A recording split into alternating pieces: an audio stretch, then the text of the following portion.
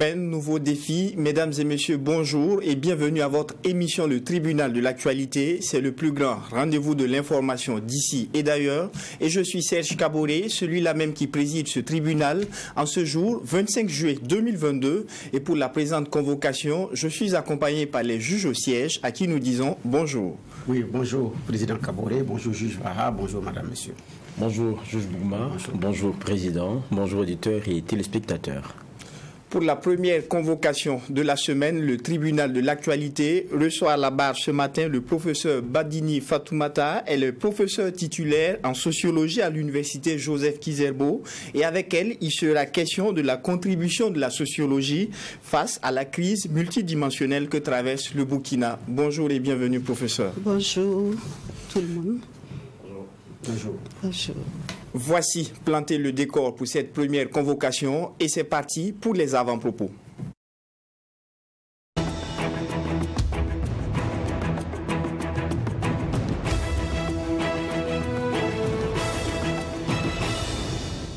Juge Bougma, qu'est-ce qui retient votre attention pour la présente convocation? Merci Président, je voudrais sacrifier à la tradition de lundi en souhaitant une très bonne semaine aux uns et aux autres, un très bon lundi et une très bonne semaine faite de persévérance, de courage et d'espoir, malgré tout ce qui nous arrive. Souhaiter également que ce soit une semaine d'engagement et d'entrain pour sauver le Burkina. Je pense que c'est ce qui est essentiel. Je souhaite également vivement le désarmement des verbes, l'apaisement des cœurs, pour que nous puissions, au milieu de toutes ces émotions, au milieu de toutes ces paroles-là, savoir aller à l'essentiel et puis sauver l'essentiel. Donc beaucoup de courage à tout le monde et agréable lundi. Alors, juge Vaha, qu'est-ce qui retient votre attention ce matin? Oui, merci Président. Ce qui retient mon attention, c'est la grande actualité du week-end. L'arrivée du président bissau-guinéen Embalo, qui est aussi à la tête de la CEDEAO depuis quelques semaines, et du facilitateur dans ce que nous avons comme transition et donc rapport avec notre communauté sous-régionale. Et ce qui est intéressant, il y a cet appel qui a été lancé pour que les Burkinabés soient derrière cette transition-là, son gouvernement, pour une réussite. Mais rappelez aussi ce qu'il y a d'essentiel en termes d'objectifs. C'est les défis sécuritaires, c'est donner une bonne réponse à la crise humanitaire qui petit à petit est en train de s'installer. Il y a aussi évidemment les questions de ressources à mobiliser pour que cela soit mené à bien. Et puis un mécanisme de suivi et évaluation. Ce sont les priorités qui ont été dégagées par le président de cette CEDEAO-là. Et donc, je pense que ça ne peut être que ça. C'est-à-dire qu'aujourd'hui, on doit comprendre qu'il y a un retour à l'ordre constitutionnel. Et avec un délai qui a été donné, c'est vrai que lorsqu'on écoute à chaque fois les communiqués de la présidence, on parle de consensus dynamique qui a été trouvé récemment à Accra, mais de dynamique, je pense que la question de la durée de la transition n'en est pas. Donc c'est pas quelque chose de discutable aujourd'hui. Il faut mettre tous les moyens pour que très vite on revienne à ce ordre constitutionnel normal-là.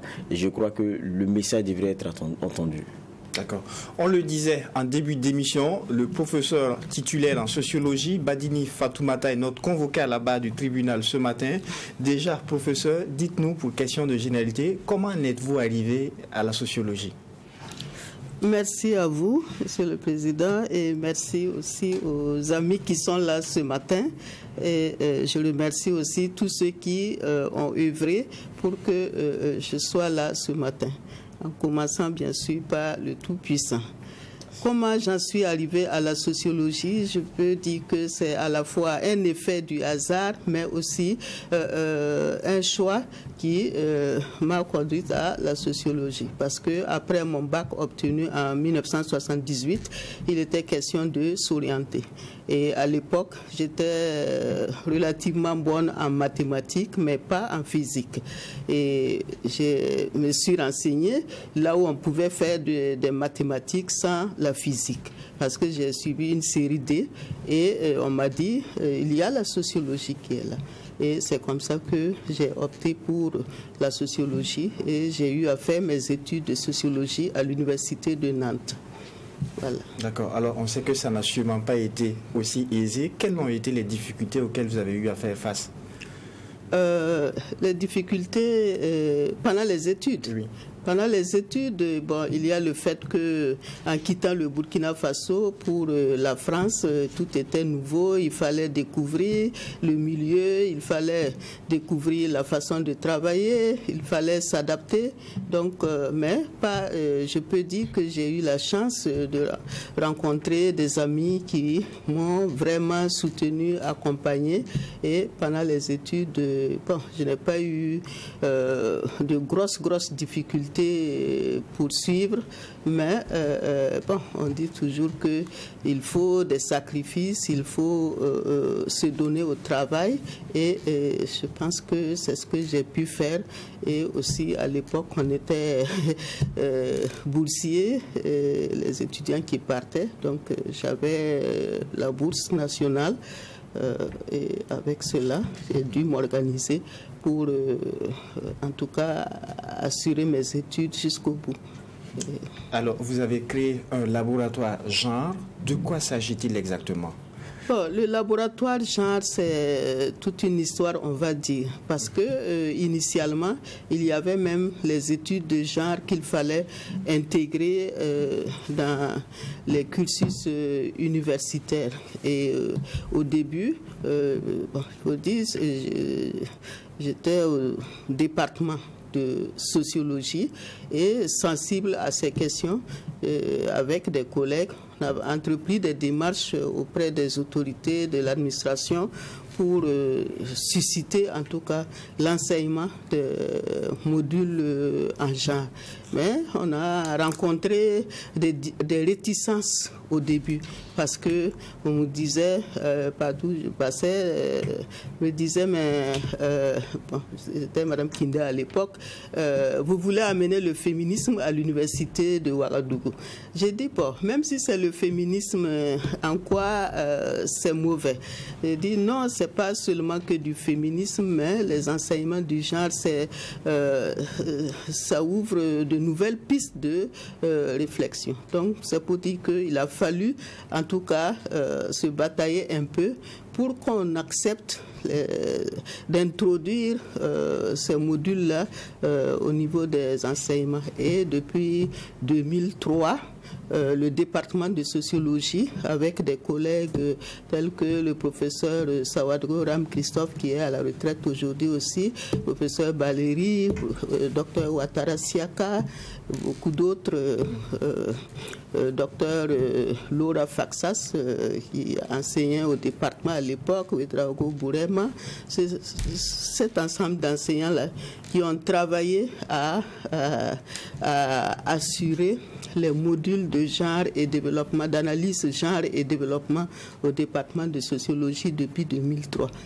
Et ensuite, le laboratoire genre, c'est venu avec le système LMD, où il était question de réorganiser le fonctionnement des universités, ce qui doit se passer au niveau de la recherche et ce qui doit se passer au niveau des enseignements. Et des écoles doctorales ont été mises en place et composées de laboratoires et d'équipes de recherche. Donc il y a eu toute une organisation et c'est en 2013 que le laboratoire genre et développement a vu le jour et intégré à l'école doctorale lettres, sciences humaines et communication. D'accord. Voilà. Alors, monsieur les juges, le convoqué est à vous pour des questions de généralité ou de fond. D'accord. Oui, genre et développement, de quoi est-ce qu'il est question en termes de contenu? En termes de contenu, genre et développement, on peut dire que c'est un outil d'abord qui a été forgé sur le terrain du développement. Mais avant d'être un outil de développement, c'est aussi une piste de réflexion, un axe de recherche en tant que tel. Et je vois par exemple en France, les études qui concernent aujourd'hui les études de genre étaient intitulées par exemple en France études des rapports sociaux de sexe. Moi, c'est ce que j'ai eu à faire comme module quand j'étais étudiante à l'université de Nantes. Donc il s'agit de voir comment sont organisés les rapports sociaux de sexe, comment les relations entre hommes et femmes sont construites, élaborées et vécues au sein de la société, et qu'est-ce que cela peut engendrer. C'est par la suite que le concept de genre et développement a été introduit sur le terrain de développement même, pour dire qu'il faut tenir compte de ces rapports sociaux de sexe, ces rapports sociaux de genre dans les processus de développement. Tout simplement parce qu'on a constaté non seulement la forte contribution des femmes au développement, mais c'est une contribution qui est restée pendant longtemps invisible, et les femmes n'étaient pas intégrées aussi bien dans la conception des questions de développement, dans la mise en œuvre des projets de développement et surtout au niveau des prises de décision. Donc ce sont tous ces facteurs-là qui ont contribué à ouvrir le champ de la réflexion sur les questions de genre et développement. Donc il s'agit, en termes de contenu, d'analyser cette construction sociale, comment la société construit à la fois la féminité, la masculinité, et comment cette construction effectivement a des incidences sur les relations entre les hommes et les femmes, et aussi les questions, les problématiques de développement. Peut-être qu'on aura à revenir sur certains aspects, mais c'est aussi un concept qui est transversal, qui touche à tous les domaines de la vie sociale et qui, effectivement, invite à voir comment prendre en compte cette dimension-là, parce que si on regarde la position des hommes et des femmes au sein de la société, n'occupent pas les mêmes positions. Il y a des rapports qui sont à la fois des relations de collaboration, de complémentarité, mais aussi ce qui est invisible, ce sont les rapports de domination, les rapports de pouvoir. Donc il s'agit de questionner tous ces aspects-là et de voir comment ça peut être pris en compte dans le processus de développement. Donc il y a différents niveaux des réflexions qui s'organisent, et concernant les enseignements qui sont assurés, il y a pas mal d'étudiants qui optent au département de sociologie depuis 2003 là. Sur cette thématique. Vous voyez, tel que j'ai dit, c'est pas seulement la femme, mais on dit analyse, genre et développement. Donc c'est des interrelations, les interactions qu'il s'agit d'analyser. D'accord, sauf que sous nos cieux, quand on parle de genre, c'est femme, hein. Comme vous-même vous l'avez dit. Vous avez dit que c'est vrai, la femme a une part contributive qui n'est pas suffisamment valorisée, qui n'est pas suffisamment vue, mais il y a aussi un rapport de domination également qui est là. Alors, nous avons une société anciennement organisée qui a sa façon de faire, qui confère à chacun sa place. Alors, quand le laboratoire a fait ses travaux, vous êtes arrivé à la conclusion que chacun est à sa place, ou bien il y en a qui ne sont pas véritablement à leur place selon l'organisation sociale que nous avons. Bon, bien sûr que si ce laboratoire genre et développement est né, il y a une justification profonde.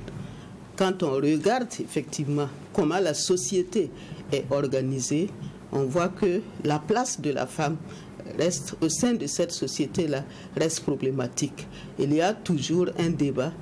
Certains disent oui, la femme occupe une place centrale, elle joue un rôle irremplaçable, déterminant, mais toute la question, est-ce que ce rôle est reconnu à sa juste valeur? Est-ce que ce rôle est valorisé? Est-ce que ce rôle donne un minimum d'autonomie à la femme. Si je parle en termes de pouvoir, on va dire, oui, quel pouvoir, quelle capacité déjà de prise de décision par les femmes. Donc la société telle qu'elle fonctionne, certains disent elle est équilibrée. Quand on discute sur ces questions de genre et développement, d'aucuns disent c'est pour perturber le fonctionnement de nos sociétés. Ce sont des idées qui nous viennent d'ailleurs. Donc, il y a un ordre qui est là. Cet ordre établi, est-ce que si on y réfléchit, si on analyse et si on veut aller vers le développement, un développement participatif, un développement pour tous et pour toutes, est-ce qu'il n'est pas fondé, sinon même urgent, imminent, de repenser cet ordre établi et de repositionner tous les acteurs de cette société?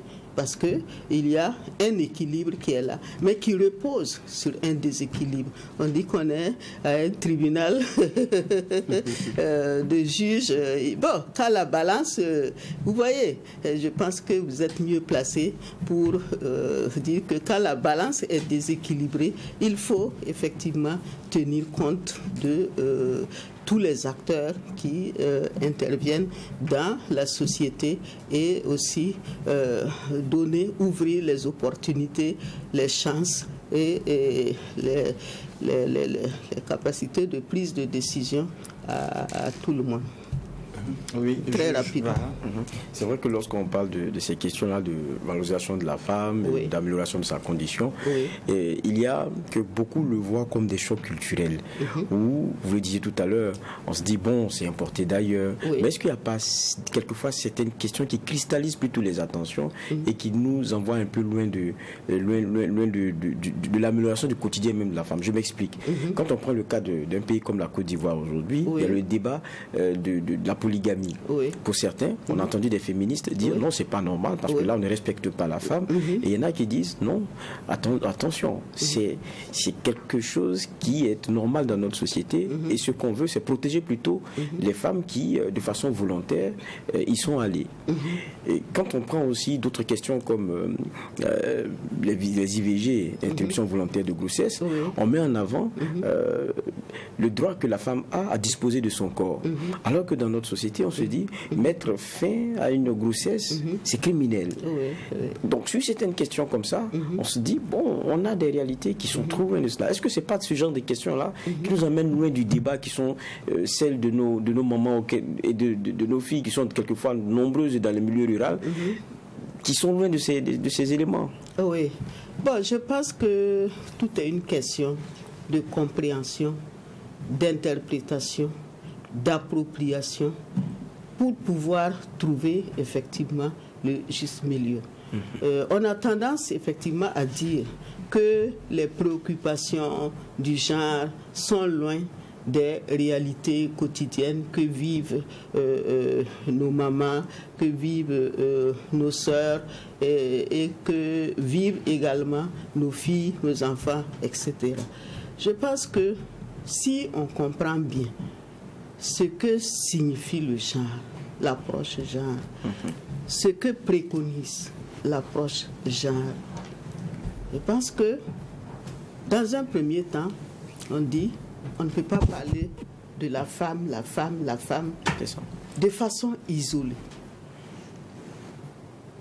Pour aller rapidement, on peut dire, au sein de la société, il y a les femmes, il y a les hommes. Si on regarde, il y a certains faits, effectivement, bon, vous dites, des questions d'ordre traditionnel, des pratiques traditionnelles, la polygamie, le refus de l'IVG, ça relève des représentations sociales. Comment on se représente la vie sociale, comment on donne un sens à tout cela. Et les idées, effectivement, prônées par l'approche genre, qui veut lutter surtout contre les inégalités sociales, les discriminations sociales. Je pense qu'il faut, comme vous l'avez dit tout à l'heure, aller à l'essentiel et aussi voir ce qui peut contribuer à une transformation profonde de la société, à des changements de mentalité, d'idées, de considération vis-à-vis de la femme, vis-à-vis de l'homme, vis-à-vis du fonctionnement de la communauté, de la société. Parce que quand on dit que les femmes sont majoritaires au Burkina Faso, comment comprendre que cette majorité-là n'est pas ce minimum de pouvoir, déjà même de s'exprimer, de dire ce qu'on pense, d'intervenir à différents niveaux, de contribuer avec des pensées, des idées, etc. Donc tout cela manque. Je pense que s'il y a des valeurs qui viennent d'ailleurs à travers la question du genre, il y a aussi des préoccupations profondes de notre société qu'il convient de questionner. Quand vous dites développement, initialement, on dit, oui, même en milieu rural, quand on va pour des techniques agricoles, des sensibilisations, etc., si on n'associe pas les femmes, on dit, bon, ce sont les hommes. Il faut s'adresser aux hommes. Après, qu'ils vont transmettre ce qu'ils veulent aux femmes. Comment arriver à la compréhension de tout le monde, à l'application, tout en sachant que les femmes sont aussi impliquées dans ces travaux agricoles, etc. Donc, je pense que c'est cette place-là de la femme au sein de la société qu'il s'agit de redéfinir et également de travailler à une certaine visibilité de ce qu'elles font et aussi de voir quelles sont les préoccupations essentielles, effectivement, des femmes. On a souvent parlé au nom des femmes. Oui, mais il faut leur donner la parole. Il faut leur donner la possibilité même de s'exprimer. Regardez comment fonctionnent nos familles. Dans combien de familles des femmes peuvent s'exprimer, dire ce qu'elles pensent, dire ce qu'elles veulent, donner leur point de vue sur telle ou telle situation. L'éducation a fait de telle sorte que, elles sont éduquées dans la majorité des cas à effectivement ne pas s'exprimer, à suivre les décisions qui viennent depuis l'échelle de la famille jusqu'à l'ensemble de la société. Donc, même si le genre touche à des aspects qui ne sont pas encore des réalités intégrées dans nos sociétés, il ne faut pas oublier l'essentiel.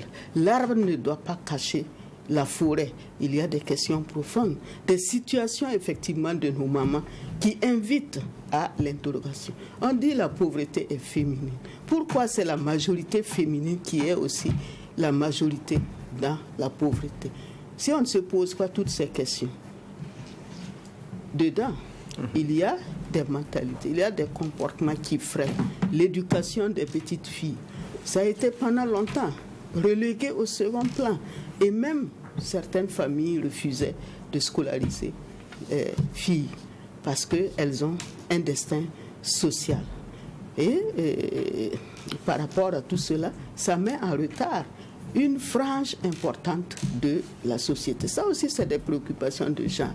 Quand on dit femmes et politique, on cherche des solutions aujourd'hui pour l'implication des femmes.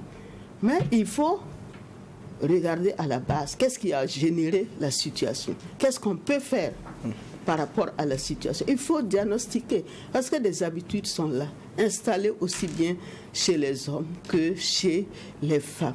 C'est de tout cela qu'il faut penser à travers le genre. Ce n'est pas seulement femme, ou bien des idées qui nous viennent d'ailleurs. On s'approprie de ce qui peut nous aider à aller de l'avant. Quand on dit scolarisation de la fille, de tout le monde, des enfants, ce n'est pas une idée qui vient d'ailleurs, qui est mauvaise pour notre société. Quand on dit créer des opportunités, autonomiser les femmes, autonomiser tout le monde. Et tout le monde est gagnant dans ce processus-là.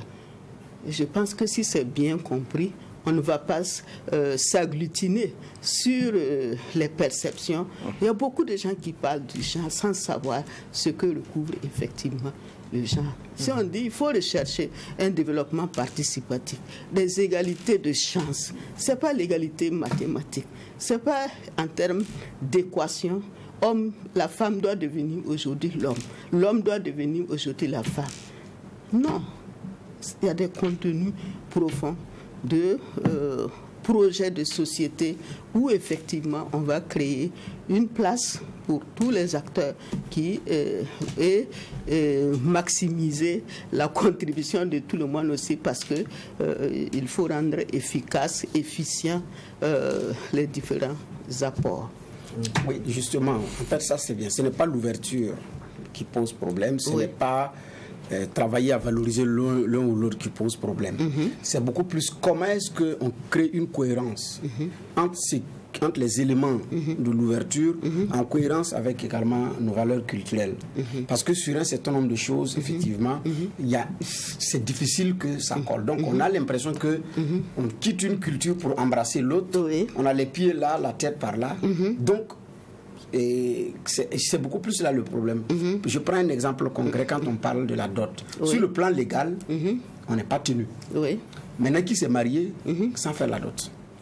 Donc, alors est-ce qu'on n'aurait pas pu intégrer ces éléments-là? Donc, moi, c'est l'intégration de certaines valeurs culturelles dont on ne peut pas s'en passer. Par exemple, la Côte d'Ivoire l'avait enlevé, elle l'a réintégrée. Donc, c'est le contact pour que ces choses-là, à un moment donné, ils puissent avoir, que chacun ait sa place, mais les éléments culturels sont intégrés. Alors que, bon, avec l'ouverture, on a l'impression que c'est une sorte de table rase que nous sommes en train de faire. Et c'est beaucoup plus là, souvent, que ça suscite de l'inquiétude, de la prudence. Oui, avant que vous ne répondiez, nous précisons pour ceux qui nous prennent en marche à la radio Watt FM que le professeur titulaire en sociologie, Badini Fatoumata, est notre convoqué à la barre du tribunal ce matin. Vous pouvez répondre. D'accord. Bon, donc par rapport à ce que vous dites, que c'est l'articulation de cette nouvelle façon de voir les choses avec les réalités et les valeurs culturelles de nos sociétés qui posent problème.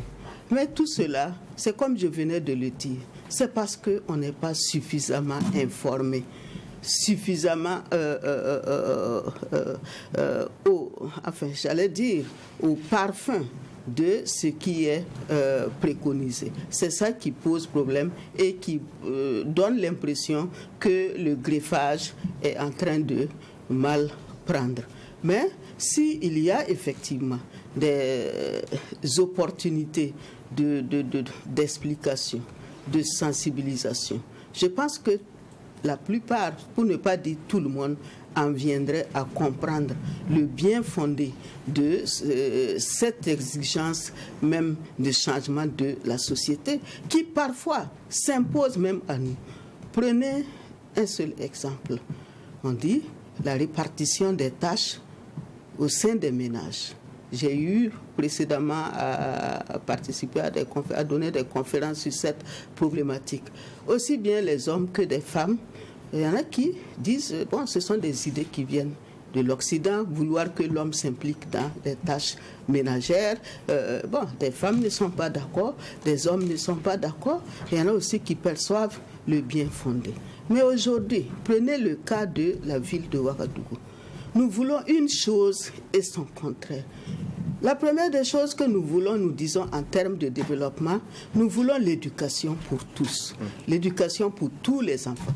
Ce qui sous-entend que tous les enfants, filles comme garçons, doivent aller à l'école. Donc, si tous les enfants vont à l'école, c'est l'enfant de qui viendra être bonne dans telle ou telle famille pour permettre à la femme d'aller travailler en tant que salariée ou bien en tant que menant des activités génératrices de revenus. Donc, si on pense à tout cela, il faut effectivement que l'ordre établi là puisse évoluer dans un certain sens qui aide à que tout le monde puisse travailler, que aussi la vie quotidienne à la maison puisse être assurée. Donc il y a des débats par rapport à tout cela. Et si on n'échange pas, si on ne perçoit pas effectivement le bien fondé, aujourd'hui, il y a des hommes qui s'impliquent de plus en plus dans ces tâches domestiques. Et eux-mêmes, ils constatent qu'en allégeant le travail de la femme, c'est du temps gagné pour la famille, c'est la santé gagnée pour la famille, c'est beaucoup d'autres, c'est des revenus gagnés pour la famille. Donc tout cela, je pense que l'écart qu'on voit entre ce que préconisent les idées en matière de genre et développement et les réalités que nous vivons, ça montre que ça demande aussi une préparation de la société, une certaine conscientisation, parce que c'est la conscience collective qu'il s'agit de toucher. Individuellement, ça n'a pas forcément de portée, parce que le problème est d'ordre social. Nous avons dit les rapports sociaux de genre sont socialement construits depuis que les sociétés effectivement existent. Ils sont bien dynamiques et nous souhaitons que ça puisse aller dans une dynamique qui aide tout le monde et qui, en tout cas, va dans le sens d'un développement participatif, un développement à visage humain et pour tout le monde. Ce que vous avez dit, je partage en partie. Oui. Oui. Moi, mon défunt père, oui, il sait faire le taux. Il attrape la meule avec les grains, il sait les moudre. C'est un travail de femme. Oui. Parce que il est né dans un contexte où il n'avait pas le choix. Même ceux qui le disent posent le débat autrement. Ils pensent que même dans ces sociétés traditionnelles, des hommes ne faisaient pas de tâches ménagères. C'est pas vrai. Des hommes en faisaient, et même jusqu'à présent, au village, on connaît des hommes qui font ces tâches-là. Sans qu'il y ait eu débat, il a des frères, il a des sœurs, mais ce travail-là, il le fait.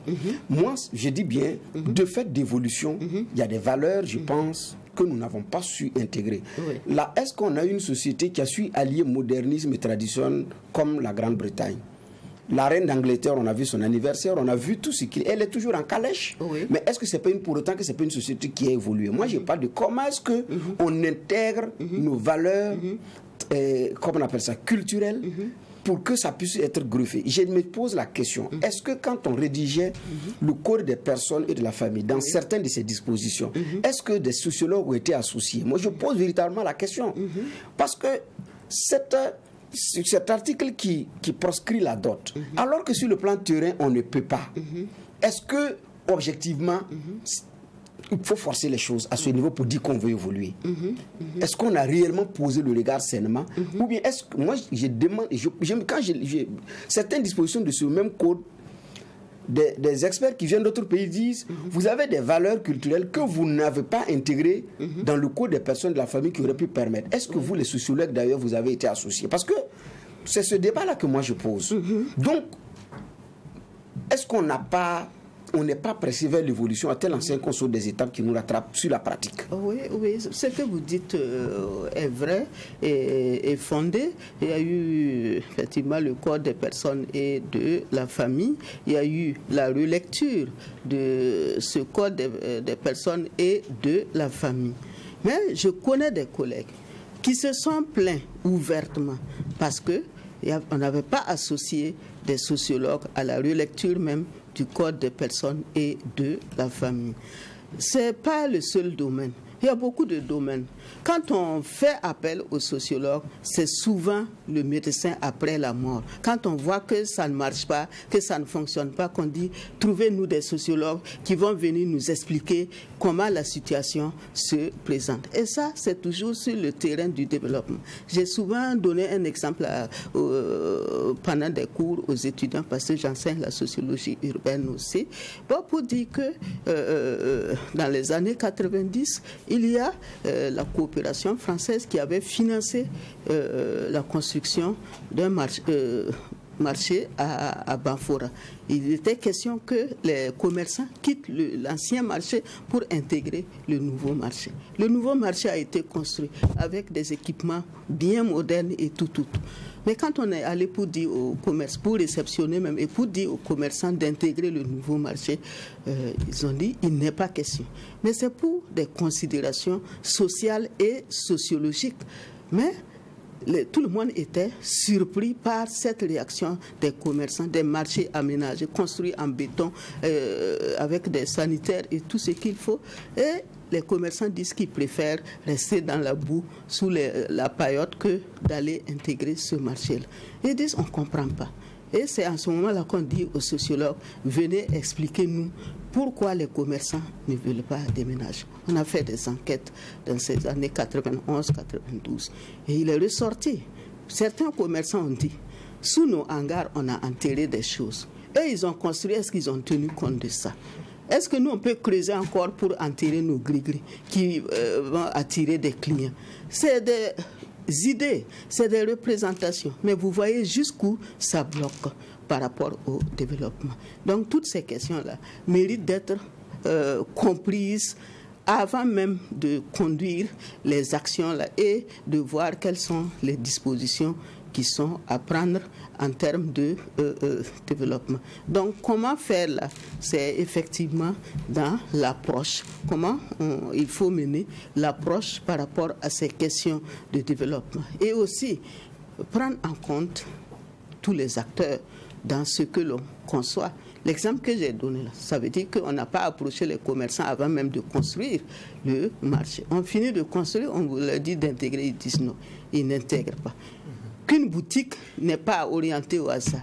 Si la porte de la boutique donne vers l'est, ça veut dire que les activités commerciales vont prospérer. Si la porte de la boutique donne vers l'ouest, ça veut dire que le commerce là va péricliter. Ils ont construit des boutiques. Ils n'ont pas tenu compte. C'est géographique, mais c'est sociologique aussi. Donc si les gens ont ça dans la tête, c'est la même chose. Vous avez parlé d'activités féminines, d'activités masculines, que dans la société traditionnelle, il y a des hommes, des parents qui acceptaient de mener des tâches considérées comme féminines, comme masculines. Toutes ces catégorisations-là, c'est de ça qu'on parle en termes de construction sociale. C'est parce que la société a dit que c'est une activité féminine.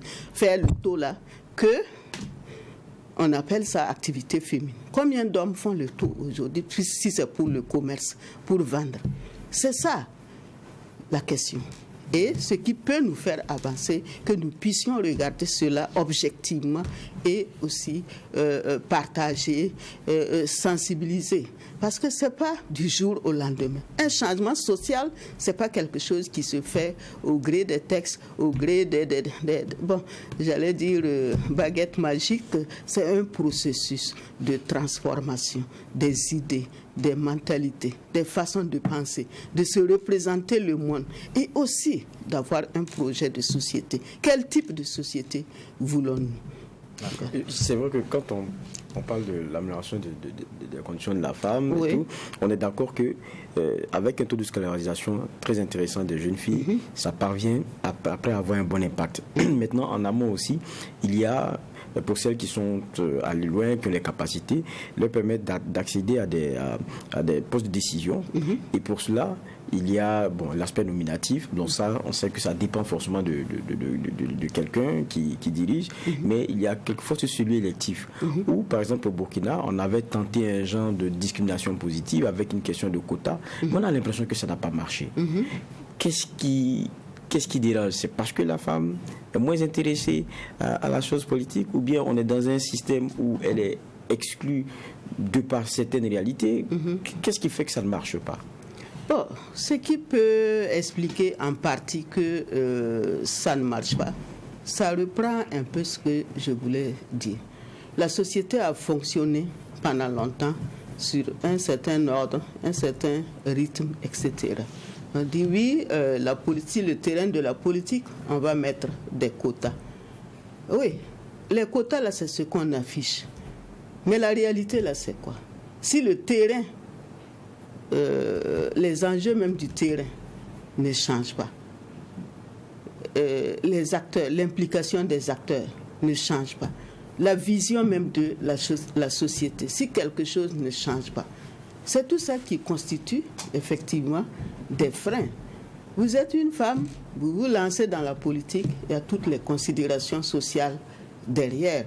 Donc, il faut, pour arriver effectivement à des résultats palpable et concret, c'est cette déconstruction de l'ordre établi là, qui doit être amorcée et accompagnée à tous les niveaux à travers, j'allais dire, l'éducation.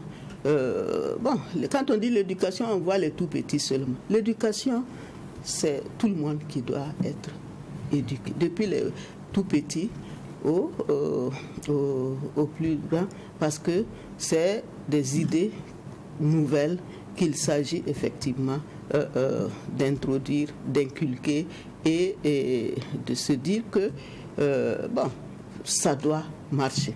Quand on l'affiche et que soi-même on n'est pas profondément convaincu de ce qu'il faut faire et qu'on ne travaille pas dans ce sens-là, on crée des cabines d'essayage, on essaye ceci, on essaye cela. Il faut aller au fond des problèmes. Et les masses critiques, il faut les créer des masses critiques. Que aussi bien les hommes que les femmes comprennent que sur tel ou tel terrain, il faut réagir, il faut assumer, il faut adopter de nouvelles dynamiques. Je pense que c'est ça. Est-ce que là aussi, il n'y a pas qu'on manque de symboles pour donner l'exemple? Je prends parce que lorsqu'on écoute par exemple les présidents de partis politiques avec la question de quotas, ils ont dit on est assez à l'aise. On est assez à l'aise. Mais il y a la réalité que vous avez des militantes, quand vous leur dites tenez votre chance, c'est toujours compliqué. Il y en a même qu'on voit qui sont plus à l'aise, leader OSC et tout, qui sont sur le terrain politique, quoi qu'on dise, parce que la politique c'est d'abord la gestion de la cité, mais quand on dit s'assumer et venir, elles disent non, ça là moi je n'en veux pas. Et c'est un peu ça. Je prends mon cas, tout simplement, nous sommes journalistes, et vous allez voir la plupart des chaînes de télé, les week-ends, vous avez des plateaux qui sont bien fournis, sur lesquels on parle de la cité et de sa gestion.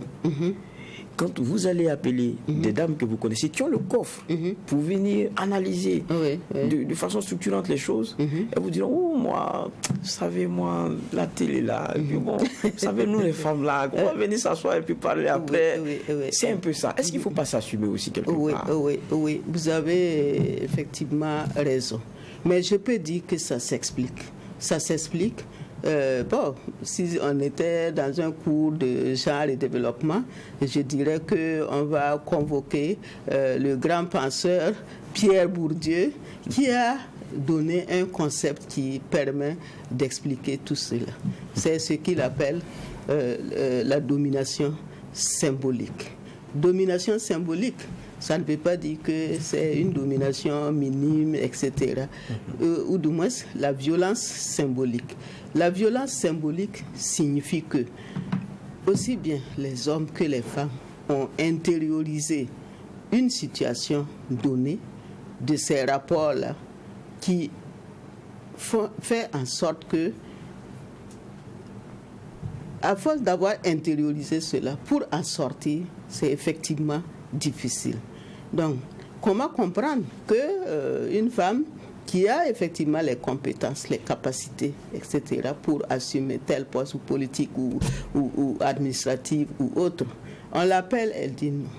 C'est le regard de la société qui va faire en sorte que, elle va continuer de se conformer à ce pourquoi on l'a éduquée et aussi à se soumettre à des décisions. Quand c'est une femme qu'on a appelée, elle doit réfléchir. Je ne vais pas dire 1000 fois. Il faut concerter le mari, l'informer. C'est la même chose pour les microcrédits, etc. Une femme ne peut pas se lever comme ça, aller prendre un crédit, venir mener des activités sans que le mari ne soit au courant. Le jour où il va apprendre, tu ramasses tes affaires. Bon, s'il veut que tu prennes le crédit, il va dire oui, il va prendre. Tu vas aller prendre, il peut même retirer pour faire autre chose. C'est ça. Ce sont ces rapports-là qui sont instaurés et qui rentrent dans l'éducation. L'éducation, on va dire oui, c'est nous les femmes qui éduquons beaucoup plus les enfants, surtout les filles. Mais on leur apprend, traditionnellement en tout cas, à se soumettre, à ne pas s'exprimer, à ne pas s'afficher. Et donc tout cela, ça contribue à mettre les femmes en retrait par rapport à tout ce qui se passe. Et c'est de cela qu'il faut changer. Ce n'est pas bouleverser pour bouleverser, mais se dire, si vous avez les compétences, si vous avez les capacités, assumez, et c'est un accompagnement, c'est un plus pour la société. Donc, il faut aussi que la vision des choses change. Parce que lorsque les femmes se mettent dans cette dynamique, combien de gens disent oui, quand une femme fait la politique, ça ne marche pas avec le foyer. Pourquoi les hommes font la politique et puis ça marche avec le foyer? Et quand c'est les femmes, ça ne marche pas avec le foyer. Les femmes, elles disent que ça ne marche pas avec le foyer. Non, mais pourquoi? Oui, c'est parce que la société... Vous avez fait un travail là-dessus, peut-être vous pouvez nous donner des éléments de réponse quand même. Oui, c'est parce que c'est les rapports de domination intériorisés, aussi bien par les femmes que par les hommes, qui font de telle sorte que ça ne marche pas effectivement. Parce que quand la femme va commencer à s'exprimer, on dit oui, c'est elle qui porte la culotte. Oui, c'est elle qui veut décider, donc ça ne marche pas. Parce qu'au vu de la société, les rapports sont tels que c'est les hommes qui doivent effectivement décider et répercuter cela au sein de la famille. D'accord. Donc c'est tout ça. Oui, professeur, vous avez passé 36 années à la tête au niveau de la sociologie et du genre. Le Burkina Faso a aujourd'hui mal à son vivre ensemble. Des Burkinabés prennent des armes contre d'autres Burkinabés. Il est important de préciser, parmi lesquels il y a des femmes. Est-ce que sociologiquement, cela peut s'expliquer? Oui, expliquer cela sociologiquement et après avoir passé tant d'années en sociologie, on va dire, ce sont les règles de fonctionnement de notre société qui font de telle sorte que on est arrivé effectivement à une situation critique pour le Burkina Faso. Aujourd'hui, tout le monde est conscient que la situation est très difficile, très grave, et il nous faut comprendre ce qui se passe. Il nous faut chercher les solutions idoines par rapport à ce qui se passe. Mais il n'y a pas de solution magique. Il n'y a pas de solution magique. Dans votre intervention tout à l'heure, vous dites oui, des individus, des acteurs prennent des armes contre d'autres individus et qu'il y aurait des femmes. Il y a un de mes anciens étudiants, doctorants aujourd'hui, qui s'intéresse à cette question dans le cadre de sa thèse, Diallo Amadou Gambari, qui se préoccupe de savoir par rapport au djihadisme et aux actes terroristes dans notre pays, à quel niveau et jusqu'à quel degré on peut dire que des femmes sont impliquées dans l'action de terrorisme, etc. Pour tout cela, on ne sait pas. On ne sait pas, il faut interroger, il faut questionner.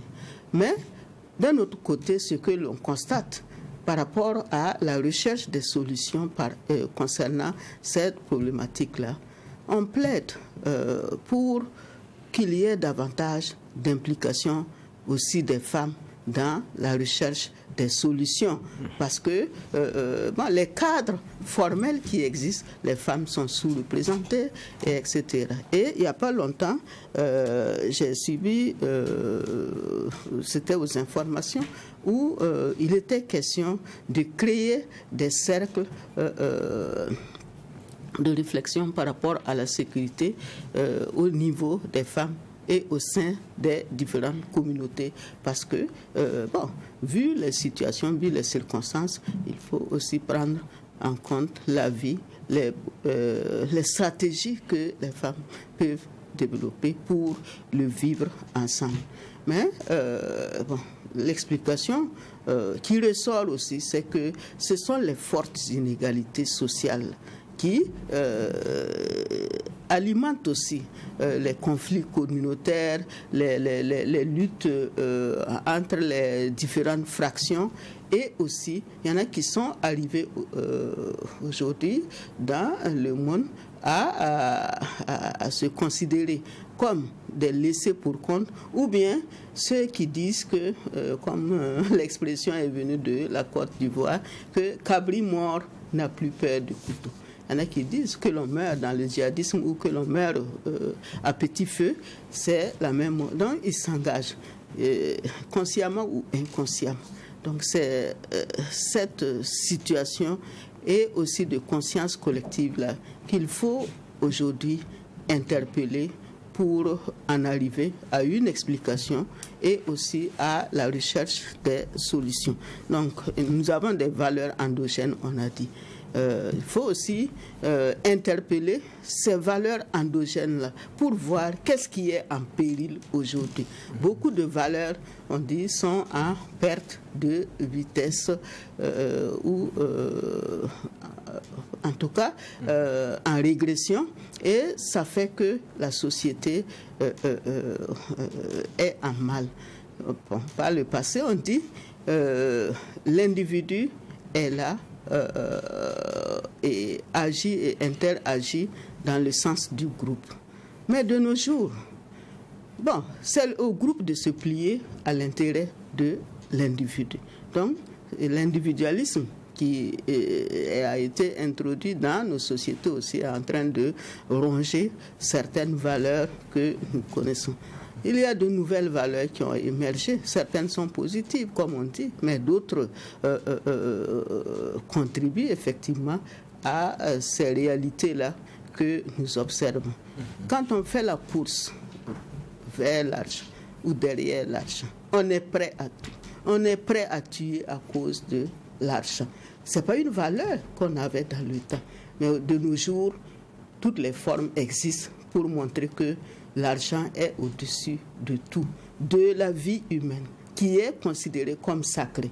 Mais de nos jours, qu'est-ce qui est plus sacré que l'argent dans notre société? Donc, les explications sociologiques, là, c'est le rapport des individus à tous ces changements-là qui est à examiner, à analyser pour aider à comprendre ce qui se passe et aussi à chercher les vraies solutions aux problèmes qui se sont posés. On a vu également à Gombuskou, dans le Zunwego, où des propos de nature extrémiste lors de prêches d'un imam ont suscité une alerte de la part du ministère en charge des cultes à l'endroit de l'ONAFAR. Comment est-ce qu'on peut arriver à gérer ces questions assez sensibles, mais qui s'incrustent dans le phénomène que nous connaissons, celui de l'insécurité et du terrorisme? Bon, c'est vrai, c'est aussi partager l'esprit du vivre ensemble. Du vivre ensemble et aussi de l'ouverture des uns vis-à-vis des autres. Parce que quand on pense... Bon, quand je parlais d'individualisme tout à l'heure, si quelqu'un s'accroche à sa religion et ne voit que sa religion et ses adeptes et les autres, ce ne sont pas des individus, ils n'ont pas cette liberté de penser ou de pratiquer leur religion. Je pense que c'est tout cela qui pose problème. Le manque d'ouverture vis-à-vis de l'autre et aussi de se renfermer sur soi et de dire voilà des dimensions absolues, extrémistes, etc. C'est ça qui pose problème. Mais je me dis que au gré de la sensibilisation sur les valeurs du vivre ensemble, en sociologie, on dit que l'individu, l'être humain est un être social et doit être un être sociable. On doit pouvoir vivre ensemble. Si l'individu, l'être humain ne peut pas vivre isolé et tout seul toute sa vie, etc., il a toujours besoin de l'autre, on doit pouvoir tenir compte de l'autre. Et également, il y a même les règles, quand on dit que la liberté des uns s'arrête là où commence celle des autres, il faut le comprendre, il faut pratiquer. Il y a des pratiques que nous devons effectivement interroger. Mais à l'heure de l'extrémisme violent, il y a effectivement des comportements qui bouillonnent ou qui activent effectivement le feu. Donc, il est important et nécessaire de multiplier les approches et de sensibiliser aussi sur cette question du vivre ensemble. Donc, la communication intervient beaucoup. Et je pense que vous, les acteurs de la communication, il y a une importante tâche d'information, de sensibilisation qui vous incombe pour qu'il y ait, je ne vais pas dire suffisamment d'ouverture d'esprit, mais que effectivement les uns et les autres comprennent l'intérêt que nous avons à sauvegarder ce vivre ensemble-là et également à communier entre nous. La différence n'exclut pas le rapprochement. Et le rapprochement aussi ne doit pas faire ignorer qu'on est différent. Chacun est effectivement différent de l'autre, mais ça ne doit pas nous empêcher de cohabiter, de collaborer et de vivre ensemble en harmonie, de rechercher une cohésion sociale parce que c'est une valeur fondamentale. Aucune nation ne peut se développer dans les affrontements et dans... Voilà. D'accord. Alors, merci bien, Madame Badini. Et c'est ici que nous mettons un point final à la première convocation de la semaine. Je rappelle que le professeur Badini Fatoumata, professeur titulaire en sociologie à l'université Joseph Kizerbo, était notre convoqué à la barre du tribunal ce matin. Merci à vous, les juges, pour les angles de regard et d'analyse.